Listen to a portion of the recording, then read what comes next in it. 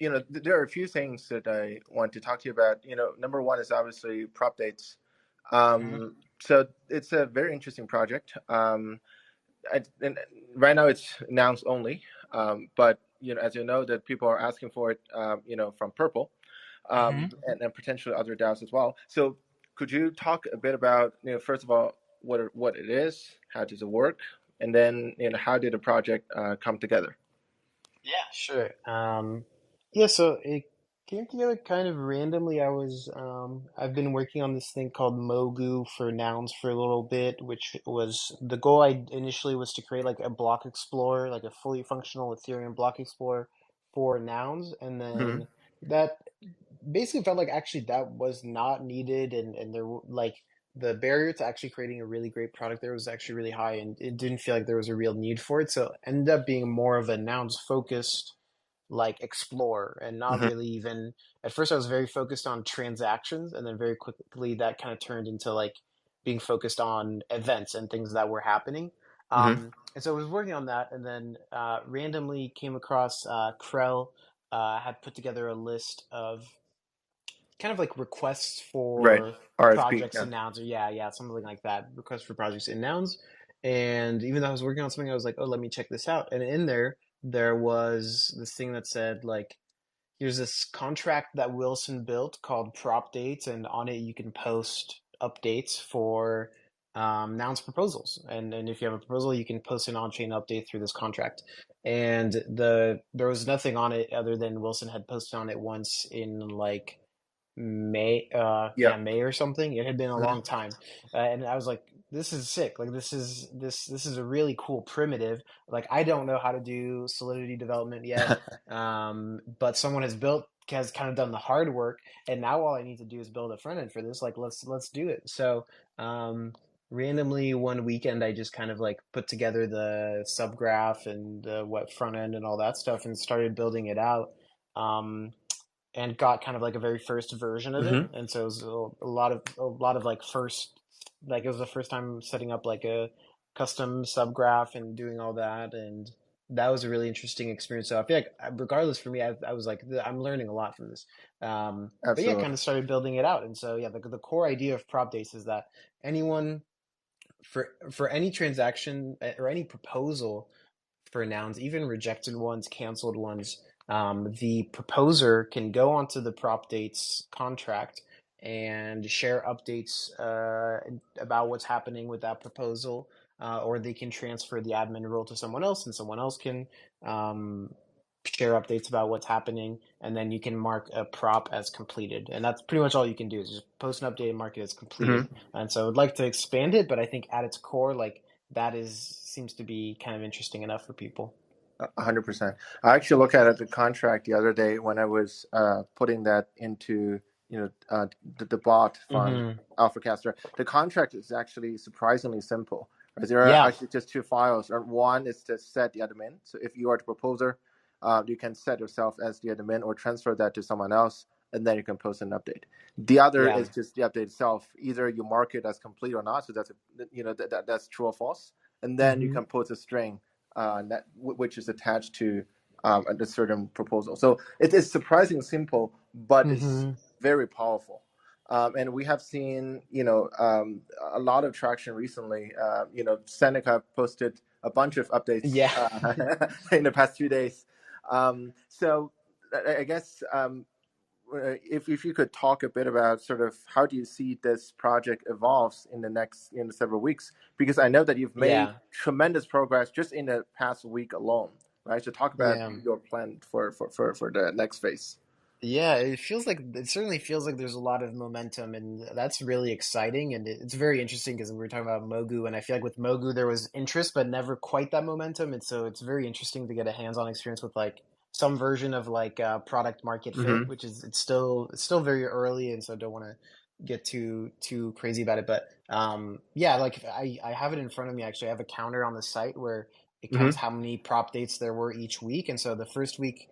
In September, there was 3. The week after that, 6. The week after that, 12. And now we're at 19 this week already. A Hmm. lot of that this week is Seneca just posting a lot. He's a self-proclaimed prop dates maxi. But I mean, part of that is I think that's really the one metric that I care about the most is can we get more updates? Because a lot of these are the same people posting on, different proposals that they've been involved in, or the people working on the Nouns movie are going really deep on their updates. And honestly, I think that's like ideally that would also become the standard. So I think there's kind of two things. One is like purely just increasing the number of prop dates as like okay, the more updates there are on here, the more this Hmm. is an interesting page to come to and read what's happening in Nouns, and the more likely for any given proposal that you're curious about, there's going to be a prop date about it, right? And the second part of that is a little bit harder. It's setting a standard within Nouns and maybe within other DAOs for prop dates to be I don't want to say required, but a strongly recommended thing, right? It's Yep. like if you get money from Nouns, like we probably would expect a prop date from you like once a month or something. And actually, I don't know how their proposal is doing, but there is a proposal from like the season to do like a grants committee, like a season 3 I grants think committee that or that was something like rejected, that. right? Like, Oh, yeah, dang. Oh, yeah, I guess just got yeah. defeated today. But anyways, in their thing, they had said in one of their votes, they had actually said we will commit to doing a prop date once every 2 weeks. And Hmm. I think that's really interesting. And I don't think it should be like oh, if you don't post a prop date, like you're a bad person, a bad contributor. But I think it would be super powerful to be like, hey, like, yeah, if you're doing work, like it would be really nice and really beneficial to you and to the DAO if you could give an update. And so I think setting that standard is would be really powerful. And then yeah, other things looking ahead that Hmm. I'm starting to think about, one is just figuring out a way to continue working on this in Nouns, and so that probably looks like some sort of like on-chain proposal.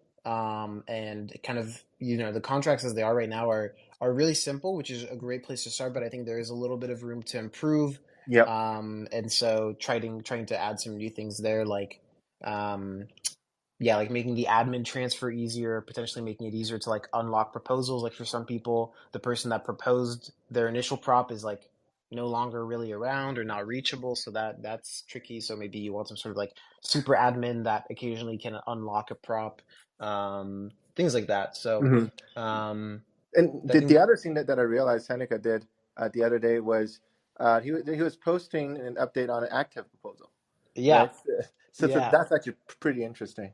Yeah, that's where it gets interesting, and for me where it gets confusing with Farcaster, because so I've gotten Yeah. very Farcaster pilled. I feel like the last couple of weeks I've technically had an account for like over a year Hmm. now, but I never used it, and I feel like there wasn't quite a critical mass of like people that I followed that were on here yet.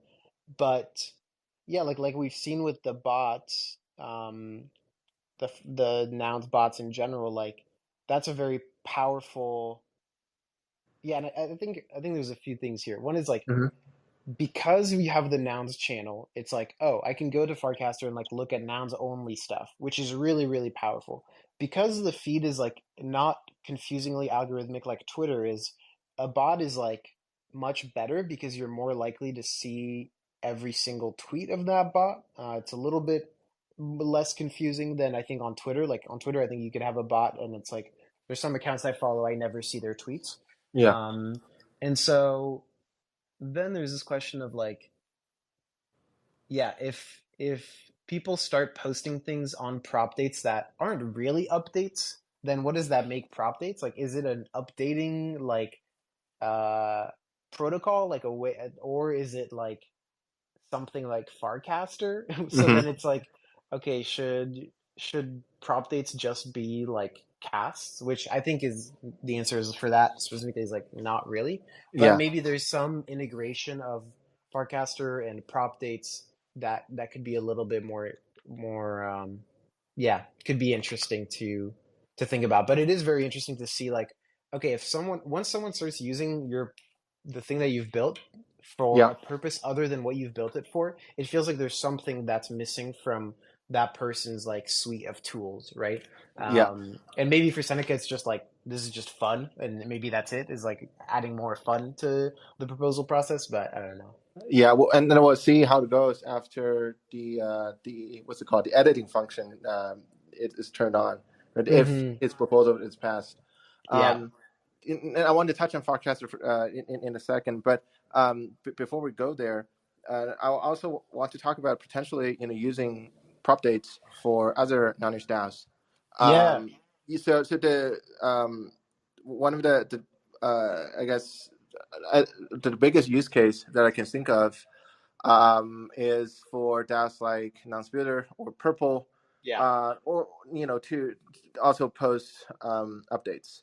Yeah. Um, I guess what at this moment it is going to require a sort of contract updates, right? Yeah. Yeah, because right now it's reading from the Nouns contract, and and the Nouns contract is different. But Yeah.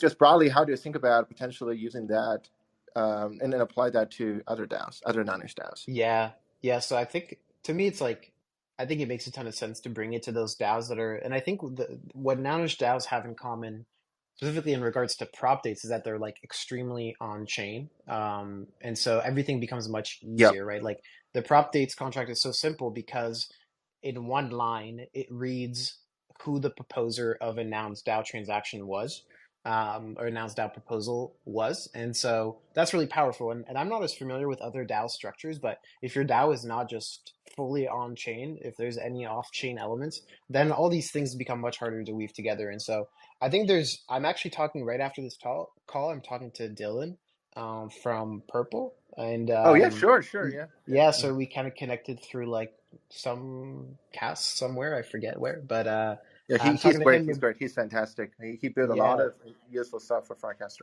yeah, exactly. So I'm gonna talk to him, and I think that makes a ton of sense. I've talked to the people at Builder DAO to do it. I'm working on the migration stuff for them right now, Hmm. and so I think there's a ton of interest to do it. Right now, I'm trying to figure out. Yeah, there's like a few things to figure out on my end. Candidly, like it's just me, so it's like okay, if I want to do all these things, I need to figure out a way to split my time or bring somebody else on board, but that's just like a logistical thing for me to figure out is like how to allocate time. And then the other thing is what I think could be interesting with doing the purple um, DAO prop dates is potentially trying it out on an L2 or doing some small iterative improvements to those contracts and then kind of going from there. So it kind of affords a smaller incremental approval to the current version of the contracts instead of like copying the exact same thing. Or with Nouns, I feel like it wouldn't really make sense to do an upgrade unless there was a big upgrade. And so the way I see it is it's like, okay, maybe I can go to Purple and try out some smaller improvements to the contracts and get more familiar with it, um, and then go from there. Yeah, But yeah.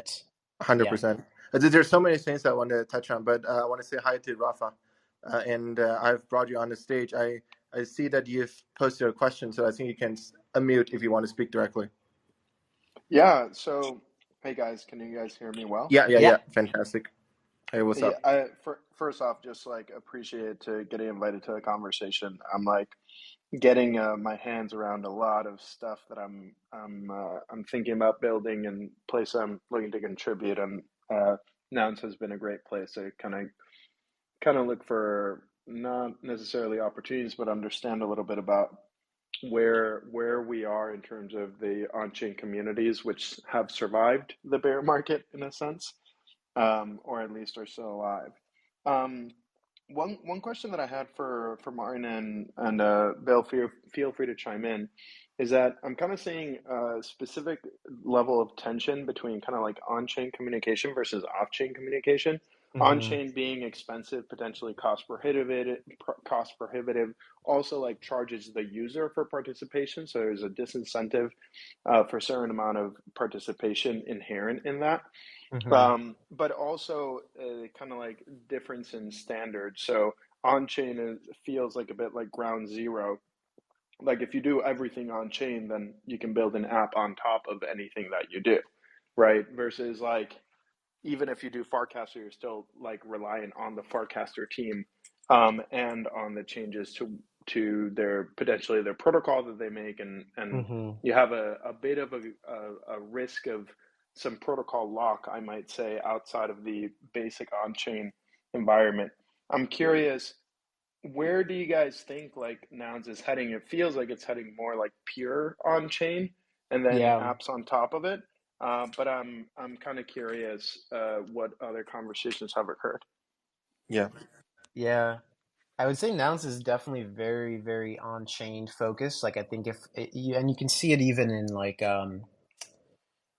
Nouns is very reluctant to fund like subcommittees to go off and fund up people. Nouns is very like whenever there's trust involved, Nouns is like wary of that actually, like very trustless in that structure, and that's what I think is interesting about something like Propdates is then it can become something that you plug into, potentially as a way to say like, oh, to unlock the rest of this stream payment, this person must have posted on Propdates like 3 times or something, and maybe that's a little silly, and maybe someone can just post like a blank thing on Propdates, but generally I think that concept can get pretty interesting of like everything being able to connect to each other becomes much more interesting. But there are situations I feel like with products like with Farcaster where it's like, yeah, you can't create that experience use just fully on chain with the tools that we have. Although maybe you could use like the same technology that is being used by Friend Tech and those apps right now. Um, but yeah, then you lose that aspect of plugging into everything. Yeah, and also it's just a fact that there's a significant cost in posting updates directly on chain. I'm talking about L1s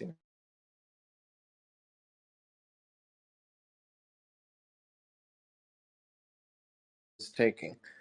But I am very much in favor of the Farcaster approach, which creates a peer-to-peer data network where there's no consensus mechanism, but there is this distributed storage system that allows every single forecaster hub to have a global state, a real time global state. And that, in my opinion, is actually a superior architecture for most of the everyday communications. But I guess for things like prop dates and also just proposals, themselves, those are sort of high signal um, communication, and it makes sense to have some sort of cost, before you can post it, right? If there's no cost to create a proposal candidate or proposals itself, then we're going to see like 100 different proposals every day. We're going to see a lot of spam. So like, I guess the denounced approach is unique in the sense that the denounced holders supposedly they have some money, so they can afford to pay the L1 gas, and that sort of curates a community, by itself. But anyway, Martin, I'm also curious about, since we're on the topic of Farcaster. Um, when I was preparing for this space, I actually realized that you had a pretty early FID. I think you were like top 2,000 users, the first 2,000 Yeah. users. Yeah. So, um, and then I realized you didn't post that much, as you alluded to earlier, in the Hmm. first several months after you joined. Could you talk a bit about sort of how you discovered Forecaster, and then what happened afterwards, and then how you sort of rediscovered it and then come back? I think this is an Yeah. interesting journey. Yeah, it's interesting because I think the reason I was initially interested in it is the same reason I came back is there was much more interesting discourse on Farcaster and more related to like interesting crypto topics than on Twitter. And so I think when I initially signed up, I think it was um my friend Zach Davidson who I yeah, he was the one who was like, "Hey, you should try out the." Or was it Zach? It was someone who was like, "Hey, just reach out to Dan and he'll get you set up on Farcaster." And so it was in the era where I was just DM Dan and was like, Mm-hmm. "Hey, I heard about Farcaster. I want to be out there." I actually think it was Brian from Rabbit Hole, if I remember correctly.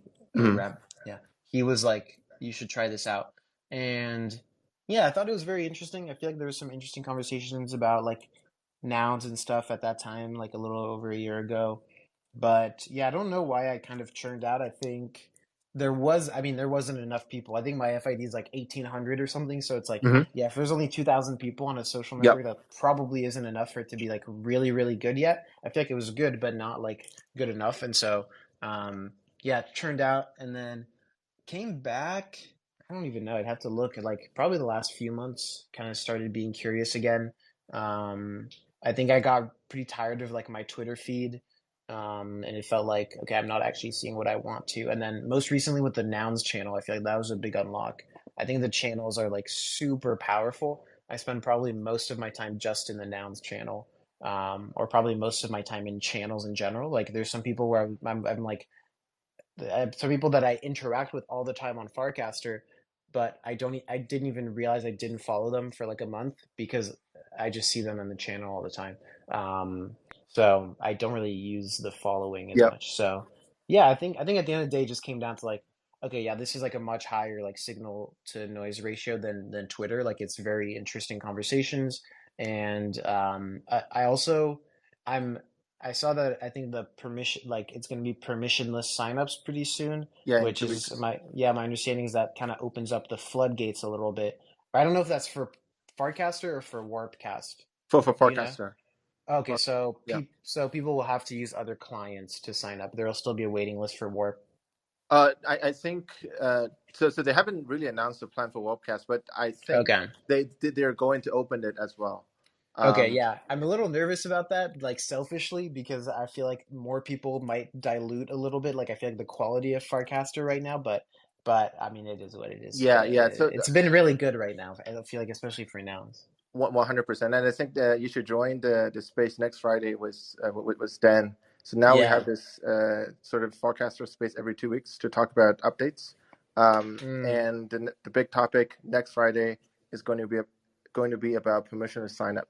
And one okay. thing that I think they're going to do, and they already announced this yesterday, is that they're going to have a sort of dynamic pricing for storage cost.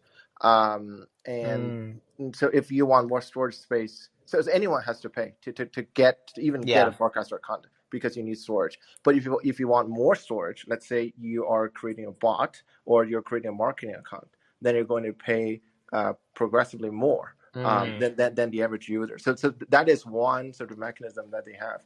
But I'm sure they're also developing other mechanisms just within yeah. Webcast client itself. So it's going to be, I think, very interesting experiment to see how you can sort of maintain the quality of conversation while scaling to basically everyone in the Web3 space Yeah. and beyond. So yeah, so I'm Yeah. very excited for that experiment actually. I also Yeah. joined the Farcast around the same time, I think a little over a year ago, and I didn't really use it that much in the first three to 4 months. Yeah. Um, right, so I think you need to hit a critical mass For sure. before there can be a lot of conversation. But anyway, I want to touch on L2 migration, which is Hmm. something that you're working on with Nonsputer, which I'm very involved in Nonsputer. It's a project that's very near and dear to my heart. Hmm. So can you just first briefly describe sort of what you're working on, and then we can go from there. Yeah, yeah. So I can't take too much credit for the migration stuff. It's mostly Neocry's work, and he's really taken the lead on like all the contracts and all the actual hard parts of it. I just kind of jumped in to help out with the front end of the migration process. Mm-hmm. So yeah, the main thing is that yeah, Nouns Builder for most of its history, you could only deploy DAOs on Ethereum, and then obviously with the Optimism stack and those chains. Those are now places that you can deploy to, but there's DAOs that are stuck on L1s and they want to get over to L2 because it's obviously cheaper and easier, and they want to do that. So it's a pretty tricky process to move over a whole DAO, and what's really going to look like is essentially ending one DAO and ending its auction and then restarting it on the other side, essentially. Mm-hmm. But you kind of have to, you know, there's three steps. We kind of identified it into like checkpoints to make it easy. And so the first checkpoint is you have to pause the auctions because you got to stop making tokens on the L1. So you pause the auctions. The second step is you actually kickstart the migration and you take a snapshot of all the tokens at that point. So after that point, the the tokens and their owners that are going to make it to the next side are set, and then the final step is you move over the treasury, right? And then on the other side, you actually start the DAO up again, and then everyone can claim their tokens from before. And so, in theory, there's going to be this kind of weird period, but it's like inevitable in any migration. You have to take a snapshot and spin Hmm. it up again on the other side. And so, on the other side, people will be able to claim all their tokens, and then start up the DAO again. Yeah. So I remember when I was watching the video that you posted, the video updates about the Mm-hmm. UDL2 migration steps.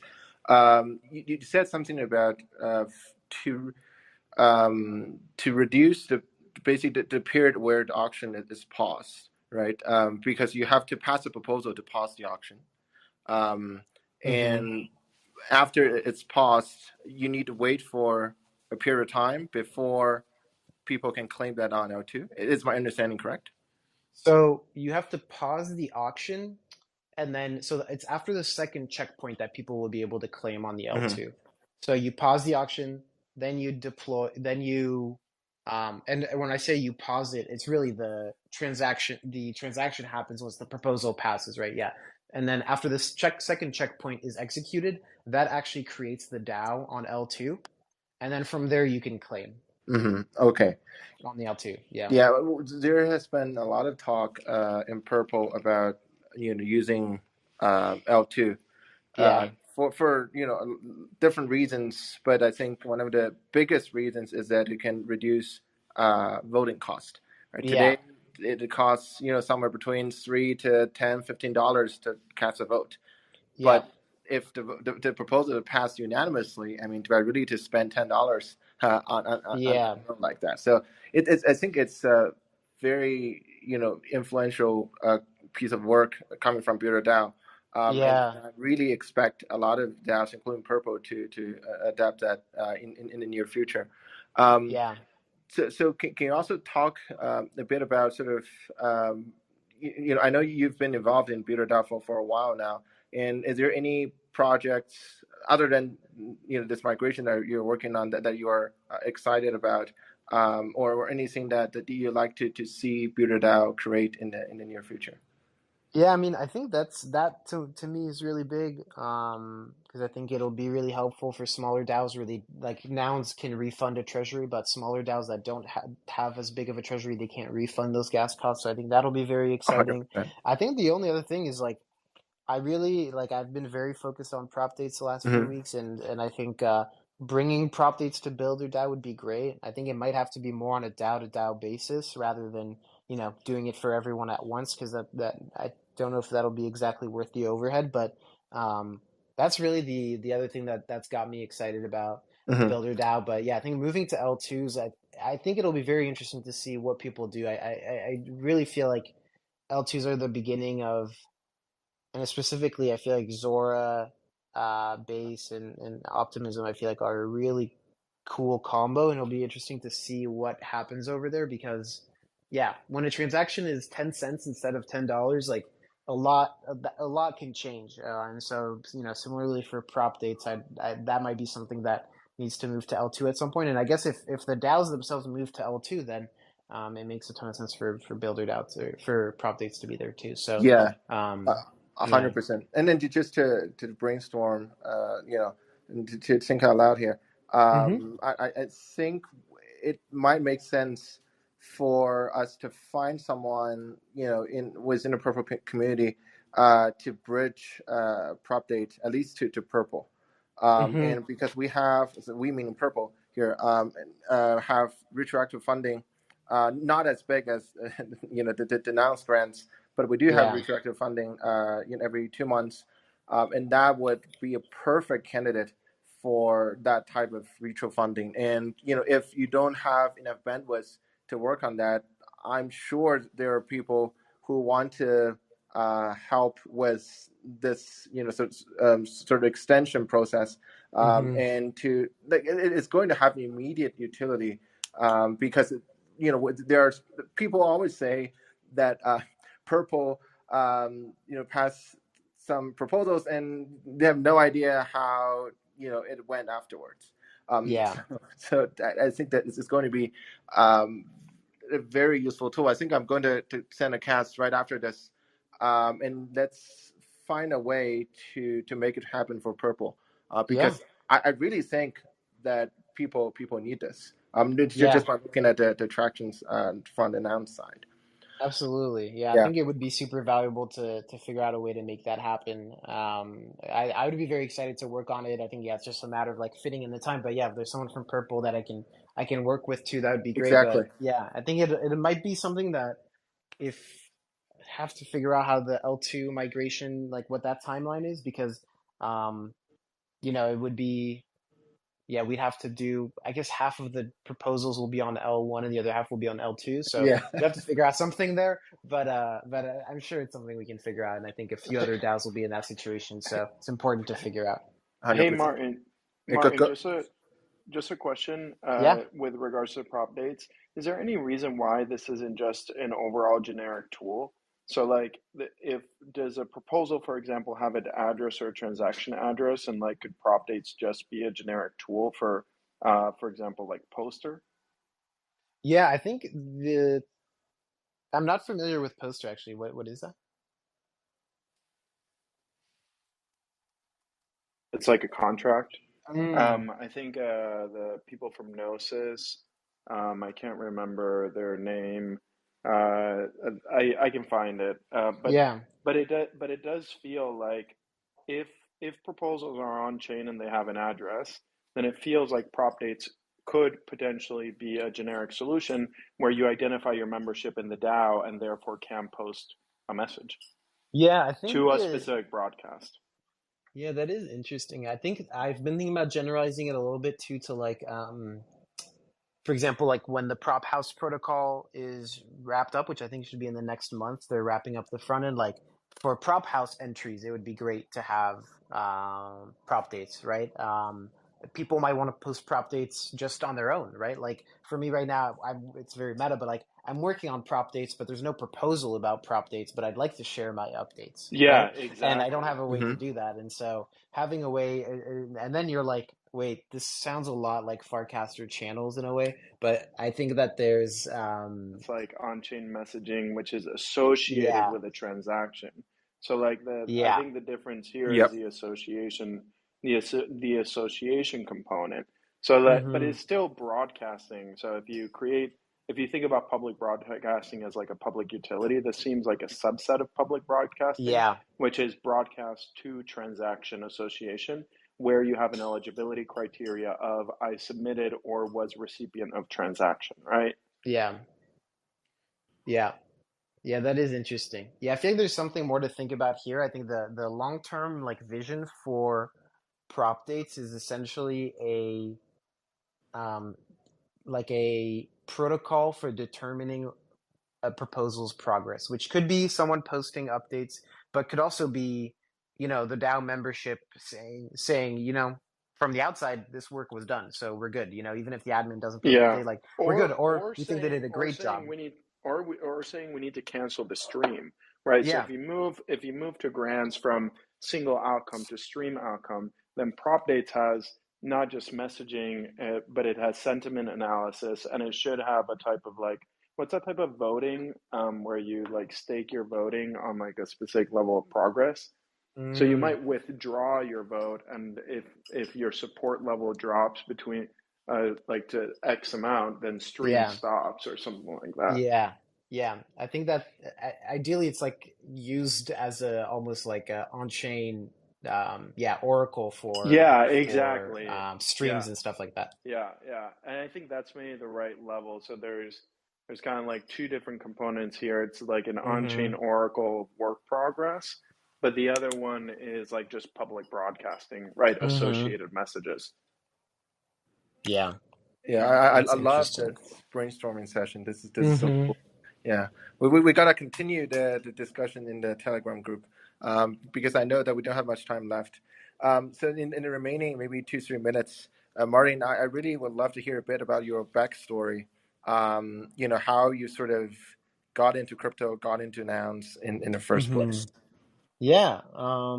got into crypto. So I was in 2020, 2021. I was a PM out of college in big tech, and really, really hated that. Like from the get-go, was like, I do not like this.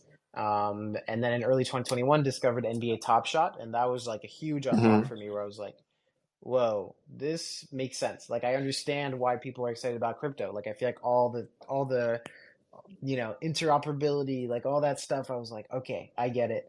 And so got really excited about NBA Top Shot, and ended up reaching out to some people at the team there, and was like, hey, I want to come work for you. I want to leave my job, and they were like, yeah, sure. And so I went and joined them and worked as a PM there, Mm-hmm. and really enjoyed in the beginning. There was like 140 people. Really, really enjoyed it. It was like super fun. It was super scrappy, and just like kind of what I wanted out of like working in general, was just like doing whatever needed to be done, like sending emails, whatever. Like I liked doing whatever needed to be done, and so really enjoyed that. And then the company grew really quickly, and then I think it kind of lost some of that fun for me, and so in I guess like a year and a half ago, I left, and I was like, I guess in hindsight, it's so crazy. I feel like these moves are so weird in hindsight, but I left with like no plan. I think I had like legitimately no plan. I thought I had a plan, but I really didn't. And so I left, and I was like, maybe I'll start a startup or something. But I was like, I'll just take 2 months off and figure out what to do. And then like a month in, basically, I started being like looking into nouns, and um, I think the main question was like, why are people paying for this? Like at that point, the auction price was still pretty high, like, less than a year in. And so it was like, why are people paying like 60, 70K for these every day? Like that consistent demand was like super confusing to me. And so that kind of led into me like looking into it and talking about it. And then around then, I kind of started talking to Jacob from Zora, Mm-hmm. and then he was started talking to me, and he was like, you should come work on this Nouns Builder thing, and then kind of helped Nouns Builder a little bit in the beginning. And then from there, I kind of did a bunch of crazy stuff in Nouns. The very first thing I got funded for in Nouns was actually doing a Twitch live stream, a 24-hour live stream Nice. of Crusader Kings 3, which is like a really intense like strategy game Mm-hmm. that I was like insanely into at the time. Um, and I did like a 24-hour live stream of that for Nouns, which was really weird in hindsight. And then, yeah, yeah, it was really fun. I was like, this is cool. I can just do whatever I want. Yeah, and then after that, kind of worked on a bunch of random things in Nouns, which led me to Mogu, and then basically was not coding at all this time. Then, yeah, led me to Mogu, which got me way back into coding, and I feel like that's been like a blast for me, and really enjoying that. So kind of Yeah. just want to keep building as much as I can. Yeah. Yeah. Cool. And then I remember you also organized the Hack Week, right? And the Yeah, Explorer grant. yeah, exactly. Yeah. So this year, at the beginning of the year, worked on Explore Grants, which was cool. It was like a program to fund new people to come into Nouns and explore Nouns. It was basically like a recruiting. It was like, hey, we'll just give you a grant, like you figure out what you want to do, but like you're cool, like just let them cook. Um, and I'm still very optimistic about that premise and that philosophy of like giving people time and space to explore. But I think it's a little bit contentious even in Nouns and in a lot of places. I think a lot more people think, let this person has to prove themselves. They have to like do all this free work, and then after that, we'll fund them, which can Yeah. work for some people, but not for others. So yeah, Explore Grants I thought was a lot of fun. And then we did Hack Week after that, where we basically said, do whatever you want in like a week, and I think we gave out like yeah like 200K in prizes or something. It was kind of that was also very all these things are so crazy in hindsight.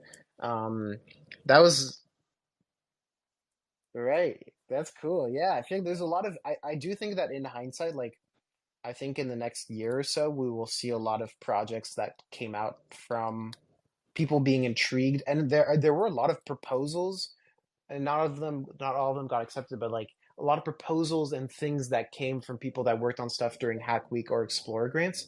But I think Mm-hmm. it's a little bit more of a lagging effect, right? Like from Explore Grants, we only got one or like one and a half on-chain proposals. Mm-hmm. Um, And one is from Greg, right? And he's Yeah, very yeah. active So on Greg, that's why. Farcaster. Yeah. So that was like a half because I feel like it was a little thing that he did during Hmm. Explorer grants, but he kind of then took a full-time job with ENS. So Yeah. I feel like it's like you're not going to win everything, but you can kind of like. I do think that you capture some amount of mind share through those things, which was fun. Yeah, 100%. And now that the Nouns conversation is moving more to Farcaster, I think we should be able to get more builders on in front of Farcaster community to contribute to Nouns. Hopefully. Yeah, Yeah. yeah. I feel like I'm very bullish on Nouns and Farcaster. Actually, just before this, I'm working on a Farcaster app that lets you schedule casts. I don't know Oh if this yeah. already exists, but I since don't think so. I don't think yeah, any major client has that. So yeah, yeah. because I'm in a European time zone, I like Ah, need to schedule my casts, and so I'm just setting this up, and so we'll see. But I it's think that could be fun. yeah, it's true. And I hope that we'll get to talk more and brainstorm more in the future because a lot of things that I think we can work together. Prop For dates, sure. to migrations, all of that. So I really appreciate your time, Martin. This has been a wonderful conversation, and I hope to talk to you again soon. Yeah, thanks so much, Bill. This was a lot Yeah, of fun. fantastic. All right, take care. Bye.